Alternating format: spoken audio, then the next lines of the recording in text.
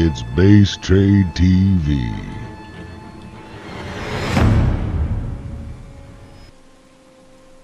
Alright, welcome back to the semifinals for the Go4StarCraft Monday Premium Cup, guys.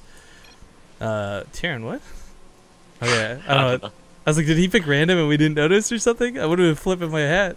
Anyways, we are currently in game number 2. We got the TriCast going on with myself, Namshar, and Zombie Grub. Spawning here in the bottom right corner of the map, currently down 1 in this series. We'll see if he can bring it back on Deadwing. It is the Blue Zerg player, DIMAGA. Your turn, Right. Namshar. My turn. And in the top left, we've got our teal Terran player taking on game number 1. Playing for Team Acer, it is MMA. So we got to see a little bit of this map before with Lily Canine. I don't think MMA is going to be the one to abuse the map the same way he did. And I'm in favor of that, because we already got to see one game where you got to see somebody, granted fail, but abuse the cliffs, abuse the terrain, and try and really heavily assault his opponent. MMA is a player who I would much more expect to play standard on this one, so we'll get a good view of like what could happen on the extreme side of things with Lily Canine, and what could possibly happen through the more standardized methods through MMA. The one thing I do kind of hope though is like DIMAGA. You know, Namshar said it best. You know, I think those 3 drones, I don't know that they necessarily put him on tilts, but it definitely probably pissed him off a little bit. And, Yeah. I mean, it's really unfortunate if that was what kind of led towards his choices to lose that game, but I don't imagine we'll see him die to the same Hellbat push. Not 2 times in a row. I mean, So- I don't get pissed when I play StarCraft, but if I lost 3 drones to a Reaper, I'd get pissed, man. Okay, those Reapers. It's not something you want or can allow to happen in the early game. It's just that's too much. Especially on a map that we were just talking about how it's so bad for Reapers. It wasn't like he got caught by surprise because there was like a secret way to get up there. Like no, he just Oh, yeah, ran that up like little the cliff. choke. Yeah, that's a super nice clip right there. But like on the sort of MMA doing weird stuff, I'm kind of like actually on the flip side. Like I don't think he like is always gonna go for the weird stuff. Like Lily Canine like always goes for the weird stuff. But MMA, I mean, he was on Slayers. He was on a team where at the time they were known for being like the innovators because Boxer would just think up really cool shit, and that's what he did in Pro League too when he was a coach. Like he just does that. So I think MMA will still have that influence, and I still think he's gonna be interested in things like those tank timings. I'm not sure that he's really found out the exact one to do though, honestly, because he's not on a Korean team. He's not like in a Kespa team or Pro League team. But I think eventually he'll be the person going for like the weird tank stuff, like abusing the ledges, stuff like that. I just, I want to see the old Slayers MMA that are on like the calm before the storm, abusing the tanks and the ledges. Like I hope that he looked at his map and it's like, this is what I can do. Yeah, I'm having like Hero Marine levels of fantasy going back to like the Marine tank compositions we'd see versus Zerg once upon a when back in Wings of Liberty. It'd be really cool to see that again, but I think, I don't know, at least tanks have a good spot. You guys actually brought up last time with Goody. I think Namshar had mentioned it briefly. Goody did some really cool proxy stuff. The sad thing is though, like as we were looking at that first game, I don't think there's any way you can really proxy the tanks on this one though, because A, it's 4-player, but B, the Overlords all go in the actual the regular paths. Polar Knight works so well because why would you ever send an Overlord behind your base on Polar Knight? There was just no reason to do that. No. You put it right in the middle. Super secret cliff? Not so secret anymore. But yeah, Right you in the put middle, like the Muslim style. No, yeah, like on Frost, you put it in the middle, but you have to kind of put it off center so one of the Zelnagas doesn't see it. This map, I think the Zelnagas, like even if you took both of them, they literally would like be like a one area spot in the middle. Like you could build it. God. We need to test this later. That'd be amazing actually if this like whole central part was like just complete, like that X was like the safe zone or something. Put Raxes here. Exactly. X marks the spot for the 2 racks. Oh god.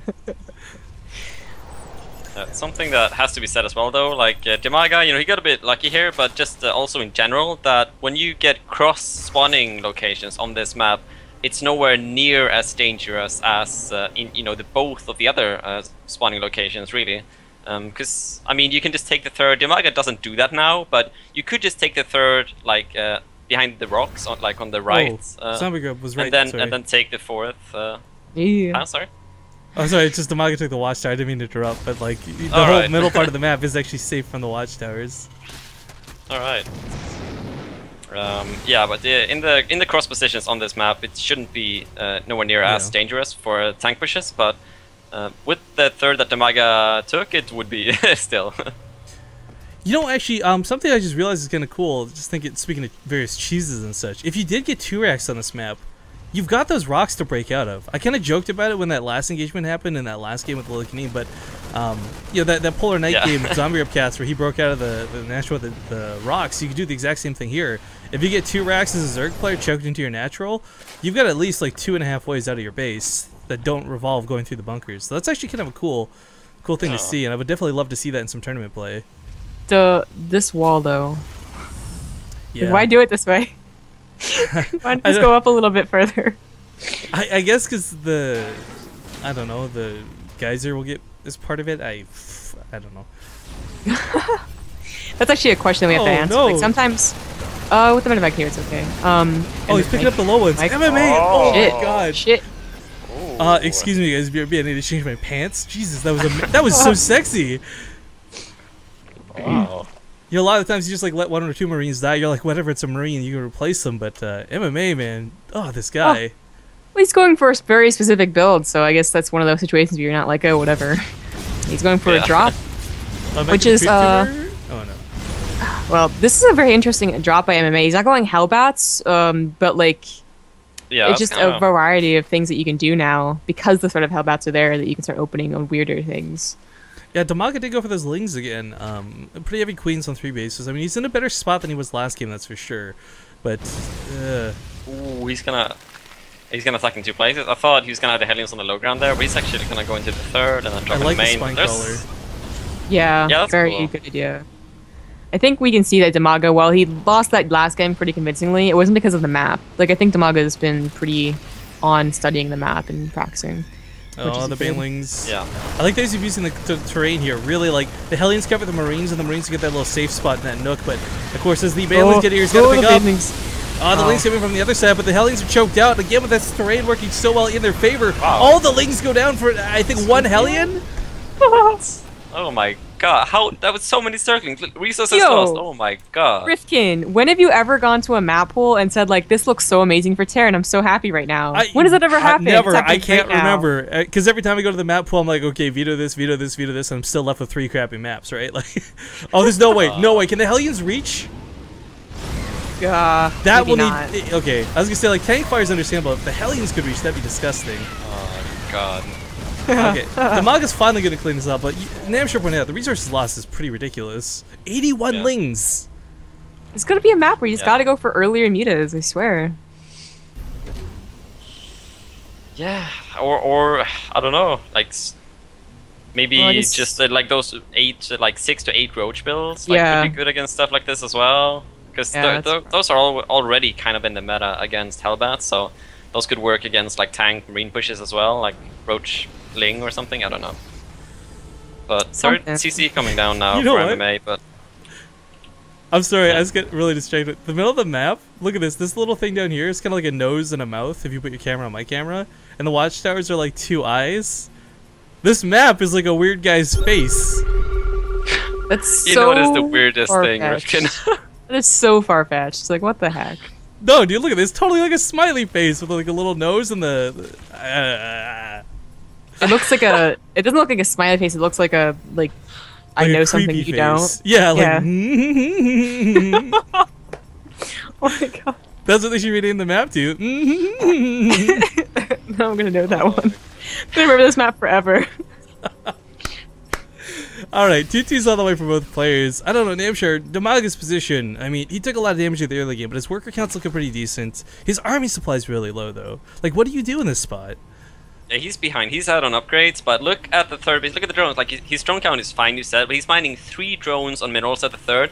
At this point in time, when the Terran is, like, got the 2nd factory on the way and mining like steadily on 3 bases. As a Zerg player, you want to be fully saturated, 4th on the way, maybe even some extra drones to transfer to the 4th. Like that's the kind of situation you want to be in. DIMAGA not even finished droning, and no 4th to be seen, and Mira's coming like soon. Well, there might not be a 4th base, but I really like they did the macro hatch rate because he's down in supply. He really needs to get ahead. That's the whole point in Zerg, right? Like you swarm, you overwhelm. Currently, he can't really do that, but with a macro hatchery and injects on it, he'll be much worse. Look at those Widow Mines! Oh my god, they're gonna be so dangerous! Oh, you can load up there? Are you serious? I love this map! I can't wait to play on this map! Oh my amazing. God, This map is gonna be awesome. Oh, No, Zerg. So Hey, look, broken. Zerg player, shush. Okay, this is gonna be awesome. Zombie Grub, have you ever been happier than right now looking at MMA? I've never Oh my been god. happier than right now. I'm gonna break into tears soon. Oh my, look at this. It's disgusting. This is hilarious. Oh. You actually can't. You can't. You need my Hydras. God. Without Hydras, there's no way, because the mutants can't engage Marines. That's the bottom line. MMA's pushing pretty strong here. Abusing the terrain so well, so fantastically. There's not a lot left on the ground here. The Banelings can take out a couple of the Marines. Actually, the mutants might be able to just sparsely clean up these medevacs, but there's no way they can touch that bio. You're just giggling in the corner, like, forget everything else. Like, you're just so happy. It's so much worse than Shakira's Plateau ever was. DIMAGA holds, though. I mean, this is really big. MMA just Only lost because his whole MMA army. gave up that spot. Like, I swear, I mean, like, I think MMA was getting overconfident, but... Yeah, if he had kept baiting him back and fighting that area, sure, for sure, absolutely. But DIMAGA, who was in a pretty rough spot not too long ago, is actually looking to be pretty good now. Well, I don't know. Like, he still needs more drones, and he's gonna try and engage now. But Oh, the Widowmines of the Thors, though. Uh, The Thor can fit up there, too! That's so... Oh my god, that's amazing! It doesn't even make sense. You just look so happy. Zeph would be so mad at you right now. Oh my god. Oh, the Thor goes down in the medevac. A Hellbat's stranded up here on the cliff. What good are you gonna do up there? Get down from there. I wish this was a Zeph zombie grub cast. Oh my god, Like, you know no. what? You could totally put like Widowmines up there too, right? And like the Banelings and the Zerglings could never take them out. Just be the mutas. yeah. Oh god. Like 3 Widowmines there on the edge. Oh my god. Oh no. With Nightmares. no overseer, like, you're never gonna think to, like, spread from that area. Oh my god. Oh my god, like, imagine, like, later on in the game when, like, you only... It's, like, 30 mutas and you only need those Widowmine hits. You put them on those because, like, of course they're always gonna run by it. They're mutas. They're the only things that are ever gonna fly by it. Get hit by the Widowmines. Oh my god. Okay, I think MMA is gonna have this game on lockdown this second. DIMAGA's got no Banelings left behind us. We're nerding out and having a good time with the map, but the reality is, MMA's starting to snowball. DIMAGA took that first engagement really well. The problem is, MMA's also coming up on level 3 weapon upgrades. DIMAGA kind of stuck and stagnant. As Knifesure pointed out, there's not really a 4th on the way. It's gotta be as great as Devastator right now. I mean, granted, he doesn't have to defend 2 locations at once, which is always nice, but he's really not in a position where he can engage this army head on. As MMA pokes up the ramp, he'll just keep baiting back and try and fight off of creep when and where available. Yeah, DIMAGA held on pretty well, but like when the Terran is landing his 4th. Oh, the Banelings. What are the Banelings doing? They're like awkward as hell connections. Some Marines, but you can't engage into that. No, like he's choosing to fight off of creep. I mean, granted, he kind of has to, but Yeah, I mean, this is is it's death for any Zerg. Like you go off creep, you're not gonna have a good time. He cleans up, but MMA is still in such a commanding spot, I feel. His army supply is large enough. His rally across the map is still big. If he can keep these medevacs alive, that would be really nice. The cliff again. Even the Thor's there to guard it. Oh my god. MMA is getting consistently overconfident when it comes to the battles, but it doesn't matter. Like, Namshur is going to point out that MMA's taking his own 4th, and DIMAGA hasn't even thought about taking his. You know what? I bet you. All these Marines are stranded. There's no medevacs. Okay, here we go. Coming back to save them. I bet you, though, honestly, like, as much as you're giggling, I bet you MMA's probably in his share laughing right now. Like, he probably didn't realize that clip was available until, like, he tried it. And he's like, oh, I don't know. I think works. it's part of his special tactics. He's saying he didn't want to show us his skills, like his builds off. I think this map, it's got to be like, we were talking, you know how like how funny it was? We were talking about like how this is the best positions that Zerg can get in ZVT because it's not like the abusive one.